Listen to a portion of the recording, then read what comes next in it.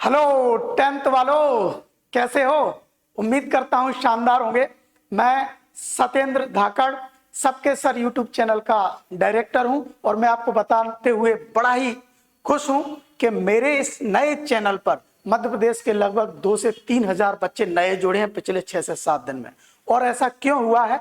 क्योंकि मैंने 12th Hindi medium के लिए एक वीडियो बनाया था। वो वीडियो एज इट इज जो पेपर आया, पूरा का पूरा पेपर उस वीडियो से मैच करता है। 100 में से 100 नंबर का पेपर हमारे एक वीडियो के बताए हुए क्वेश्चनों में से आया था, इसीलिए थोड़ा सा वायरल ज्यादा हो गया। और आज हम लेकर के आए आपके लिए 10th एमपी बोर्ड का ही वही ऐसा ही वीडियो। इस वीडियो में जो क्वेश्चंस बताए हैं आप देख लीजिए।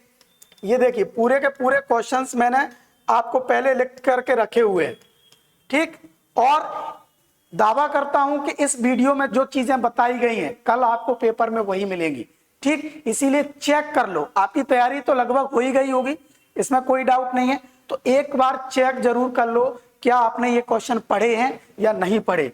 नहीं पढ़े हो तो जल्दी से फटाफट से पढ़ लेना भाई, ठीक है। और चैनल को सब्सक्राइब कर लो, क्योंकि इस पे हिंदी नहीं, हिंदी के साथ साथ साइंस, मैथ्स, एसएसटी सारे सब्जेक्ट्स के इंपॉर्टेंट आपको पहुंचाते रहेंगे, ठीक है। तो चलिए शुरू करते हैं। आपका टाइम बहुत इंपॉर्टेंट है, टाइम है भी कम, तो बिना किसी देरी के 10th वालों के लिए इंपॉर्टेंट क्वेश्चंस कल की क्लास पेपर के लिए, ठीक है। चलिए, सबसे पहले मैं निबंध से शुरू करना चाहता हूं।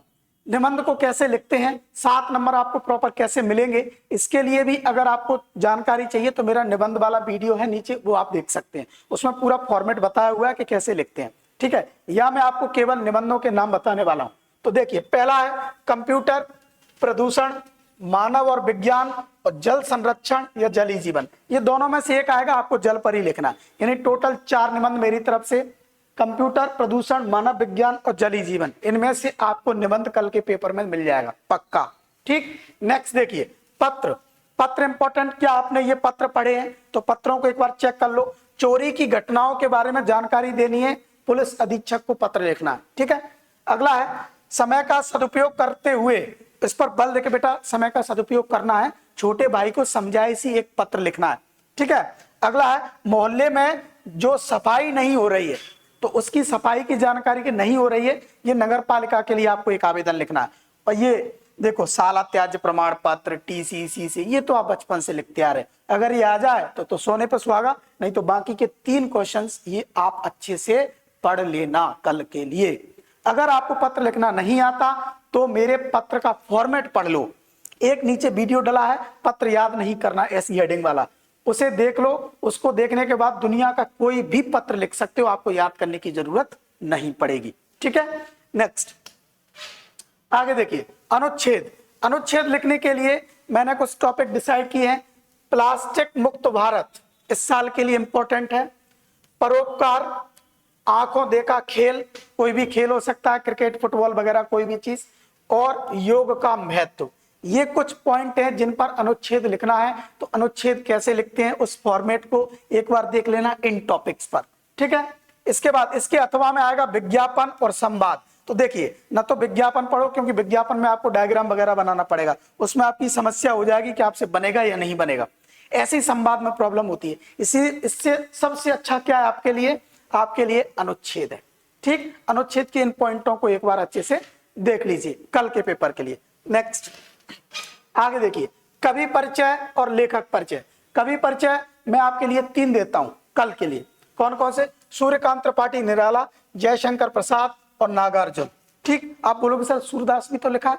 देखो भाई, सूरदास जी और तुलसीदास जी तो एक ऐसे कवि परिचय, लेखक पर कवि परिचय जो हर बच्चे को याद होते ही है। ये लास्ट ईयर आया था, इस बार आ भी सकता है नहीं भी, मैं 50-50 पर हूं, लेकिन ये तो आपको याद होगा। आप इन 3 पर ध्यान दीजिए, सूर्यकांत त्रिपाठी निराला, जयशंकर और नागार्जुन, ये तो याद होगा ही, ठीक। लेखक परिचय मेरी तरफ से 3 आपके लिए, मन्नू भंडारी जी, स्वयं प्रकाश जी और यशपाल जी, ठीक है। ये मेरे तरफ से आपके लिए लेखक परिचय कल के पेपर के लिए, ठीक। नेक्स्ट देखते हैं, महत्वपूर्ण प्रश्न। अब यहां से आपको आएंगे प्रश्न उत्तर कि कौन कौन से प्रश्न उत्तर आपके व्याकरण से आ सकते हैं। तो उन प्रश्न उत्तरों की लिस्ट देखिए। छायावादी कवि और एवं कविता की विशेषताएं लिखिए, छायावादी। और दूसरा मैंने लिखा हुआ है रीतकाल की, रीतकाल के कवि और उसकी कविता की विशेषताएं लिखिए। तो 2 क्वेश्चन यहां से हो गया।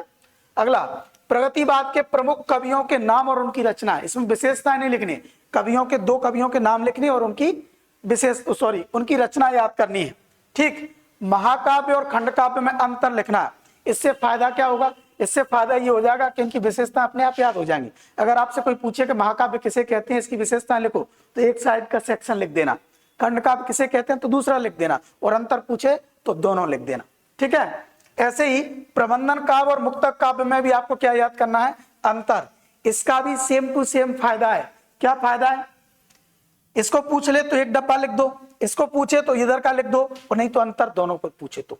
ठीक है, रस के अंग और स्थायी भाव, इनको अच्छे से घोट लेना। स्थायी भाव तो याद करने ही करने हैं, ऑब्जेक्टिव में आते ही आते, कल पक्के आएंगे, देख लेना आप।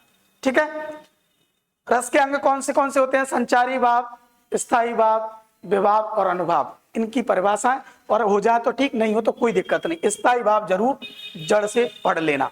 ठीक है, अगला है श्रृंगार। अब रसों में से कौन से रसों के उदाहरण आपको पढ़ने, तो मैं आपको 4 रसों के उदाहरण पढ़ने को बोलता हूं। श्रृंगार रस, हास्य रस, करुण रस और वीर रस। थोड़ा थोड़ा अगर रसों में दिक्कत है तो मेरा एक वीडियो रसों वाला डला है, अद्भुत पढ़ाया है। एक बार में एक परिभाषा पढ़ोगे सारे खत्म हो जाएंगे। ठीक, इतने अच्छे से पढ़ाया, सबके उदाहरण भी मैंने वेल मेंटेन समझाए हुए हैं। तो रसों का वीडियो देखना है, अलंकार, छंद, शब्द शक्ति, शब्द गुण, सब कुछ है एक ही वीडियो में, तो आप चाहो वहां से जाकर के देख सकते हैं। मैं फिलहाल इस वीडियो में आपको ज्यादा लंबा ना करूं, इसीलिए केवल ये बता रहा हूं कि इन रसों के उदाहरण आपको याद करने हैं। ठीक है, छंद किसे कहते हैं, इसके अंग लिखो। ठीक, ये 2-2 नंबर के लिए क्वेश्चन बता रहा हूं। अब छंद में कौन कौन से उदाहरण करने हैं? दोहा, रोला, गीत का, इनकी परिभाषा यानी कि इसमें कितनी मात्राएं होती हैं और इनके उदाहरण आपको याद करने हैं। ठीक है, अगला है अलंकार की परिभाषा 2 नंबर के हिसाब से। ठीक, अब अलंकार कौन कौन से जिनके उदाहरण याद करने, तो देखिए, अतिशयोक्ति, अन्योक्ति। ठीक, अतिशयोक्ति, अन्योक्ति बेहद इंपॉर्टेंट है। उपमा और रूपक थोड़े से कम इंपॉर्टेंट है लेकिन हैं। ठीक, अगला कुछ अंतर याद करने हैं। कौन कौन से अंतर है? जीवनी और आत्मकथा में। मैंने अंतर क्यों लिखे हैं याद करने के लिए, इसके फायदे हैं। अगर आपसे कोई पूछे जीवनी किसे कहते हैं तो जीवनी वाला डब्बा लिख देना। अगर आपसे कोई पूछे कि आत्मकथा किसे कहते हैं तो आत्मकथा वाला डब्बा लिख देना। और अगर अंतर पूछे तो दोनों को लिख देना। ठीक है, तो आप तो केवल क्या करो, अंतर याद करो, और अगर उनकी विशेषता और परिभाषा पूछे तो उसके साइड का डब्बा आप लिख देना। ठीक है, नाटक, एकांकी, कहानी और उपन्यास में अंतर, और रेखा चित्र और संस्मरण में अंतर, ये 4 अंतर याद करोगे तो 4 दूनी 8 परिभाषाएं अपने आप याद हो जाएंगी, और 4 दूनी 8 की विशेषताएं भी अपने आप से याद हो जाएंगी। ठीक है, चलिए नेक्स्ट, मुहावरे और लोकोक्तियां। मुहावरे और लोकोक्तियां में अंतर आपको पढ़ना है। ये लास्ट ईयर आया था, तो इस बार आएगा कि नहीं आएगा इस बात का तो थोड़ा सा कम चांस है। हाँ, लेकिन मुहावरे और लोकोक्तियां वैसे बनाने के लिए जरूर आएंगी 100%। ठीक है, अब मुहावरे लोकोक्तियों में मैं कुछ मुहावरे लोकोक्तियां 10-10 लिखा हुआ है, मैं आपको जल्दी जल्दी बोल रहा हूं, इनको एक बार थोड़ा सा देख लेना। मैंने टिक लगा, अंधे की लाठी मुहावरे में, आंखों का तारा, आस्तीन का सांप, ईद का चांद होना, ईंट का जवाब पत्थर से देना, खून पसीना एक करना। ठीक है, उसके बाद में गड़े मुर्दे उखाड़ना, दांत पीसना, लोहे के चने चबाना, 9-2-11 होना और दाल न गलना। ठीक, ये हो गए आपके मुहावरे जो मैंने बोले हैं। फटाफट आप अपनी किताब में टिक कर लो और इनको पढ़ लो।